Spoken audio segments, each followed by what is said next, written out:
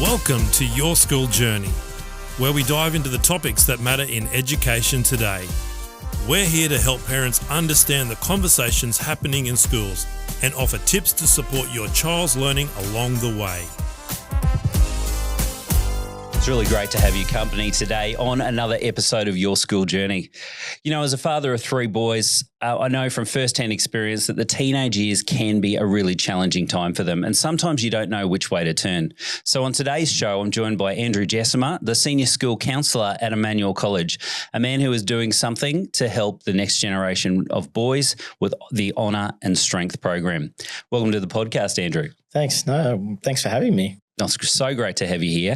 And today, Andrew, can you tell us a bit about your journey? What's led you to become a school counsellor, and what kind of work have you found most meaningful along the way? Look, it's been a fairly long journey now. I think I've been a school counsellor for, nearly 12 years, I think. So for four different schools. This is my fourth school. Yeah, I've been doing it for quite a while now. And each time I sort of finish up at one school, I go back into a more general social work sort of role. And then I just really, really miss school counselling and end up coming back. So, yeah, I really enjoy it. And, yeah, I guess probably the main reason why I was so drawn to it is that when I was a teenage young guy, I think I would have really benefited from having someone to talk to. And so we didn't really have that opportunity at my school. And I just think that they're extremely formative years, and it's really nice to have that opportunity to talk to young people who are going through, a range of things. Well, I can see why that probably is going to drive us to where we're heading with that Honour and Strength program later in the show. But wanted to just dig into that whole idea around where boys are at this point in history. I was reading an article in the New York Times recently which talked about a lot of boys today struggling with school, with mental health, and just growing into adulthood. And so as someone who does work closely with young people, and particularly boys, what are your thoughts on that trend? Oh, look, I think it's certainly concerning, but really not surprising. It's not really a new thing. I think probably one of the major things that I've seen a real shift in the amount of time that I've been a school counsellor is probably in relation to body image for boys. And I think, that's largely because of social media. That wasn't a thing when you and I were young. Probably the kind of people that we idolised might have been actors or something or whatever. But I know that young guys, their pages and when they scroll, it's full of fitness influences. And so, it's very different to how it was. And so I think as guys, we're really, especially young guys, there's just a lot more that you're seeing all the time in relation to how your body should look. And I think that was a challenge that we didn't really face. I don't remember that being anything like that. I was chatting to a friend recently, Mal, and we were laughing actually, laughing about how when you'd go to the beach, our dads all had like hairy backs and like were a little bit overweight and whatever. And it was just really normal. Nobody really was looking at each other judging. Everybody was just there to go to the beach. They weren't looking at each other. They were just there. And now you really notice, especially older males, everyone's, taking really good care of themselves. And on one hand, that's a wonderful thing. On the other hand, you can really see that there's an expectation, I think, that you look a certain way that probably wasn't there for men, certainly, and boys in years that's past. And I do think social media's got a lot to do with that. So that's one part of it. I also just think that young guys, it's just a very different world. Again, probably social media. I mean, some parts of it can be good. I think probably the main thing that I find really difficult about it for young people generally is just how used to getting a response to an opinion they are and how quickly and how much affirmation they're used to receiving from other people in order to feel valued. Like that's an interesting change. Like people might say, I only got 30 likes on this. Wow. To me, or when you and I were young, if 30 people came up to you and said, that skateboard trick you did or something was fantastic, you'd be like, over the moon, 30 people.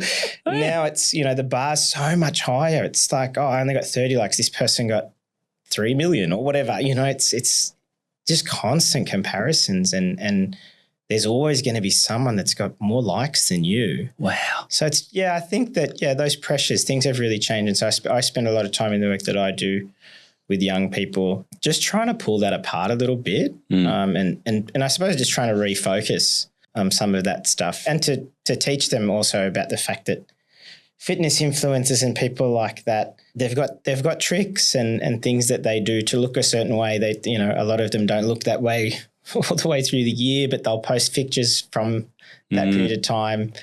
So it's really cool to have that opportunity to talk to young people about that kind of thing as well and say, wow, not everything that you see is real. So so part of that's cool. I've given talks to groups of students before and things like that about that sort of thing. And so it's obviously a topic I'm really passionate about. Those are some really interesting insights, particularly, body image and this whole idea of the social media kind of driving some of the conversation. And clearly the body image is driven by something that's deeper inside. What kind of mental processes do you feel like young people are going through as they deal with what they're seeing out there? So many things. I think we've probably lost the art of conversation in some ways. I know, again, I was just chatting to a friend recently about this, like in times past, if you needed to learn something and you knew someone who was good at that particular thing, you'd have to go and talk to them about it. You wanted to learn how to, I don't know, polish your car or whatever. You go talk to somebody who knew about cars or was interested in cars or whatever. Now you just look it up. As a result of that, especially with the body image things, instead of going and talking to someone who's reputable, like a dietitian or a nutritionist or a personal trainer or someone, young people go to websites and then that's where they get their knowledge and understanding about how to lift weights or how to eat, and it's really, really dangerous because one, who knows who's writing it, and two, who knows what the reason is behind why they're writing it. I've had lots of discussions with young guys about supplements and supplementation and how even just that terminology, it's to supplement your diet. If your diet's good, you shouldn't need anything else. The whole purpose. Totally. And there was an article recently that said something like 96% of people who purchase protein powder don't need additional protein in their diet. So there's just mind-blowing facts. And so I think, sorry, going back to what you were saying, when we would have had to have gone to a personal trainer or a nutritionist or a dietitian to try and gain some insights, or even if you didn't know any of those people, you would have at least talked to your doctor.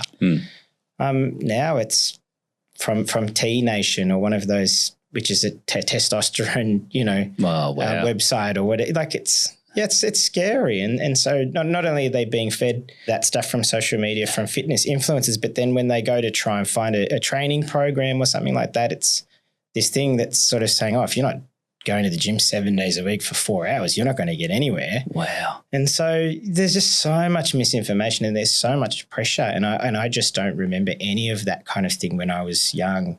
Nobody went to the gym when you and I were young. Like you couldn't, I don't think you were allowed to until you were 18. Yeah. And then when you were, it was expensive. Do you remember how expensive yes, it was? It was very. like you had to have 2 jobs just to have a gym membership. Yep. Like it was just not, now it's really common for guys. Yeah, there's one on every corner, isn't there? Right. Yeah, absolutely. Well, I mean, you've clearly outlined some of the really intense problems I think that these young boys are facing as they go through their teenage years. So at the top of the program, you mentioned the Honour and Strength program. Can you tell us a little bit about this and particularly obviously link it back to maybe how you're addressing some of those issues? Yeah, definitely. So so Honour and Strength is still really new. It's essentially still kind of a pilot program and it's something that was born actually out of an idea I had many years ago. It's probably the brainchild of many years of being a school counsellor and seeing a lot of those issues and making an attempt to try and support young guys through that in a meaningful way. So I guess the first thing I would say is that not every young guy is going to want to come into the counselling room and sit opposite the school counsellor. I can't even say this without laughing because it is funny that we, I guess, assume, that's fine. We just send them to the school counsellor. that is so awkward. Like for a young person to come and go, oh, here's some old guy that I've never met before, you know. So first and foremost, and that does work for some people, and it's a wonderful thing, and you know.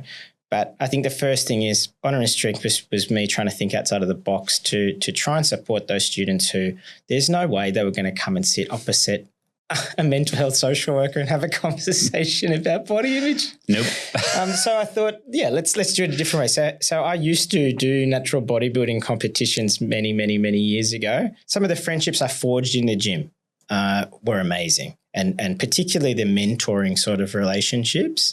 And especially just other guys, for me, that mostly were a fair bit older than me, just the encouragement and them spurring me on and this sense of achievement when you reached a goal, and these other guys, you know, they really cared and they were excited about it. And I really, really wanted young guys to have that opportunity. I really wanted them to feel like and the other thing too is that so many of the really deep, meaningful conversations that I had with other guys were in the gym.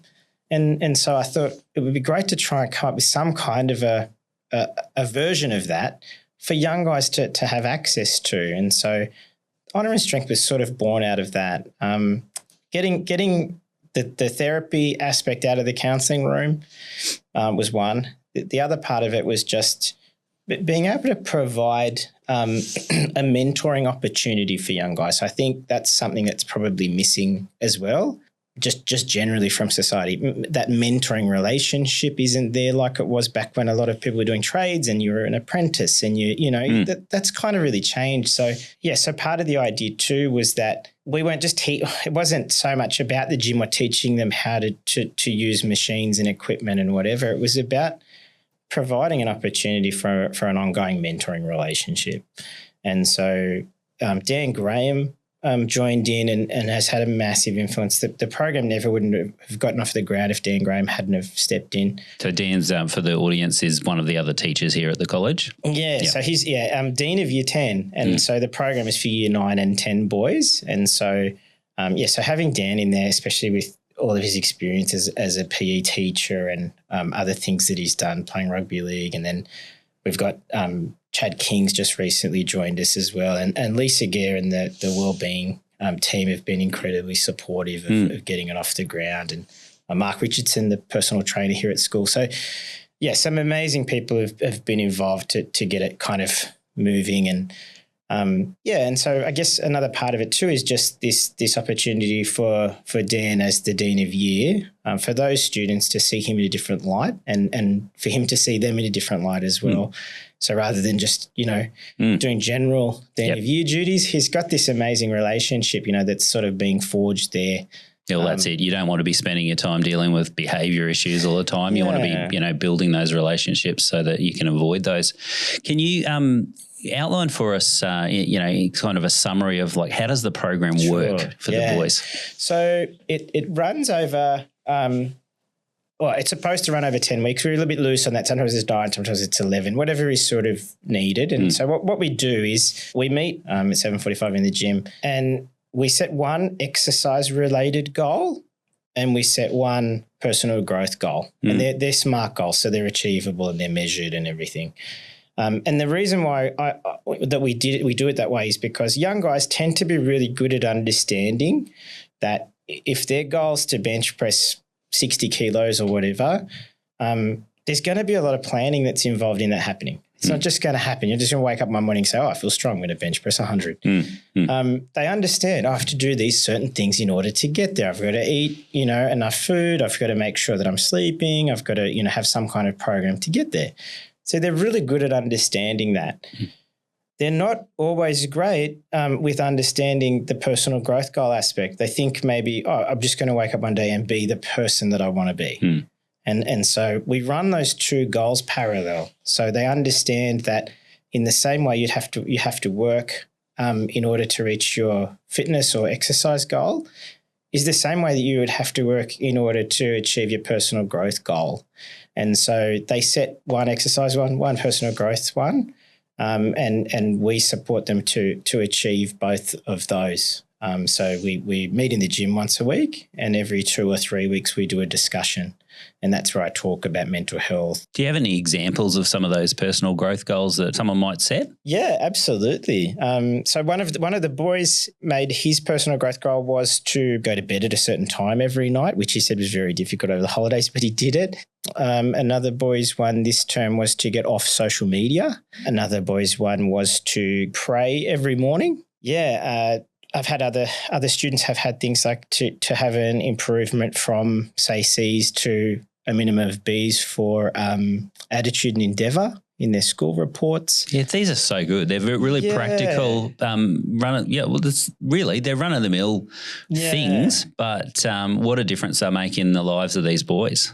Yeah. And so that's why we specifically use SMART goals for that reason, because I think, again, a lot of young guys will say, I know I need to improve my attitude and endeavour, grades. I go, okay, well, let's make it practical and figure out how you're going to actually do that, exactly. and how will we know that you've achieved that. And so, it's really nice how they run alongside each other.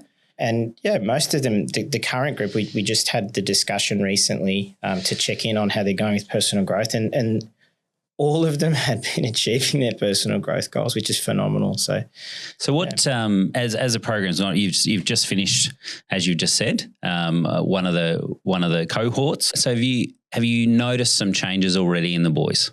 Yeah.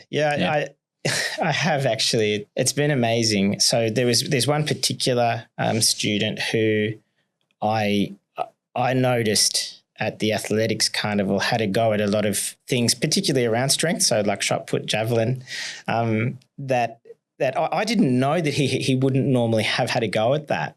And he ended up doing extremely well in it. And so I congratulated him and everything, but I found out actually later from some staff that was very unusual for that student. So he wouldn't normally have done those things or even had a go at it. And so I really think that, honour and strength was part of the catalyst for him having a go at some things that he maybe wouldn't have normally had a go at. And otherwise too, I've witnessed them in the playground too, so boys from Year 9, boys from Year 10 who wouldn't normally mix, giving each other a high five or shaking hands in the playground. Wow. That's been a really nice thing. And then also just even for me, just walking past in the playground, some students who've finished the Honour and Strength program in the first run through will still really go out of their way to come and say hi and have a chat and let me know how they're going with their goals still. Oh, hey, sir, I just, I did this in the gym the other day. Or yes, and that's part of the goal was to have really enduring relationships. And then that way, if any of those students ended up needing to come and talk to me as a school counsellor, we've already got that relationship, and that's gold. It's so important. So when they've overcome and they've achieved a particular goal, what kind of, as a counsellor, what kind of changes does that make to their own well-being, their sense of themselves? Yeah, look, I think it's huge. Yeah, look, especially with the gym one in particular. And I was just sharing this with the boys the other day when we had the discussion. I said, achieving a gym goal, like the first time you bench press a certain weight or the first time that you do, you squat a certain amount or whatever, that sense of achievement it's phenomenal. And the thing I love about it too is that whether there were people there to see it or not, it's one of the only things that I can kind of think of in my life where you don't even need to share it to feel that sense of achievement. There's something that's really cool about being able to, the first time you do a certain amount of weight or whatever. Yeah, just being able to see that you're able to set a goal and achieve it transcends so much and means so much more than just what you're lifting in the gym or whatever. It's interesting because as you're talking about it, it sounds like you're moving from that extrinsic motivation, the visuals out there that I'm trying to be motivated by all that inside here, inside myself. I'm actually now internally motivated, which honestly, that's a life skill. That takes you through life in incredible ways. So true. Yeah, that change. That's a great point, Mel. That change from extrinsic to intrinsic motivation. And like you were saying too, the fact that you can have that sense of achievement, you don't need to necessarily share it with anyone. That's really exciting for me. And they're exactly the things that I really wanted to give young guys the opportunity to experience for themselves, especially at that sort of really pivotal age, year 9, year 10, to to be in there, be training and learning how to use equipment properly with a few teachers and building and forging relationships with each other and with staff. Gaining a sense of achievement. One of them being your school counsellor, knowing that person's going to be, they're in your corner. Yeah, they're in your corner. If you ever need anything, we already know each other. And I've said to them too, if you want to just come and talk to me about how your training's going and just check in. I think that's so important and is so much better than just expecting that students are going to send me an email out of the blue who they've never met and go, hey, I want to have a chat. But if we've already got that relationship, gosh, it makes a big difference. So good. Well, as we wind up the program today, just wanted to ask you, in your experience, what kind of support from parents or other adults makes the biggest difference for boys during this stage? I think probably the main thing is it's relational, it's relationship. I really think that young guys, they're often surprised when I sort of explain to them that they're the expert of their own experience and they're the expert of their life. And I'm kind of here to learn from them in their counselling journey.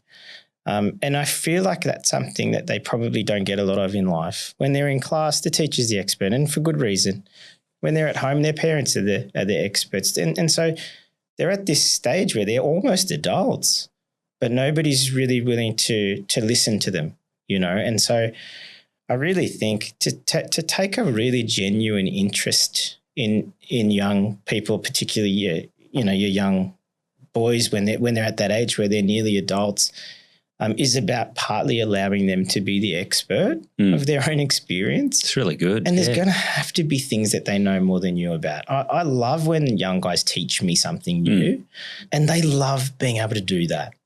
Relationship, continuing just to turn up and be there in their corner and providing that time and that opportunity for them to be able to talk. I don't care what any young guy actually says in terms of, I don't want to talk to my parents. They do. They really, really do. And so just continuing to provide that space for them to be able to do that in their own time. And until then, just being really gentle and just waiting for them to open up. They will. If you provide enough opportunity and you're not trying to push it, then they will. So just allowing that space. Well, speaking of those opportunities, I guess one final question for you. Let's say, like, I'm a parent of 3 boys, and sometimes I find it hard to just crack open the conversation. Are there any kind of phrases or any kind of things that you could suggest to parents that might be useful to help them to actually just open the door a little bit to give that space? That's a great question. I think that the best piece of advice that I could give is that if you're expecting your son to be vulnerable with you, you absolutely have to be vulnerable with him. It's impossible to expect that they're going to open up to you and be vulnerable with you if you've never allowed that yourself, So be vulnerable with them. Open up conversations by saying, I didn't have a great day today myself. These things happened. And even ask them, hey, mate, what do you do when you have a bad day? What do you do when this happens? They go, I play games or I do this. And you might not play games, but you could say, what do you get out of that? Like, what is it that playing games brings you? And, I've asked these questions to young guys and I've learned things. And they've said, it's actually not the game itself. I couldn't care less about the game. What I'm interested in is we get a chance to chat while we're playing. Wow. They go, oh, man, no, like that makes sense now, So, yeah, just you'll be really surprised at what you find when you're vulnerable with them and open up the conversation and allow them to be the expert. Let them, maybe give you some advice for a change and see what happens. That's really good. Yeah. Well, thank you so much for your time today. I found it really informative. I think that the parents out there will be very blessed by what you've had to share with us today and the work that you're doing to shape strong, grounded young men. Is brilliant. So I really appreciate your time today, Andrew. Mate, thanks so much for having me. Pleasure. Have a good day. Your School Journey is an initiative of Emmanuel College as part of our commitment to partner with parents in shaping the learning and growth of young people. This podcast is hosted by Mal Gaylor with audio production by John Eddy and executive produced by Dan Pearson. If you found this episode valuable, we'd love you to share it with other parents, subscribe for future episodes, and leave a review. You can also connect with us for more insights into education and to explore how Emmanuel College can support your child's learning journey.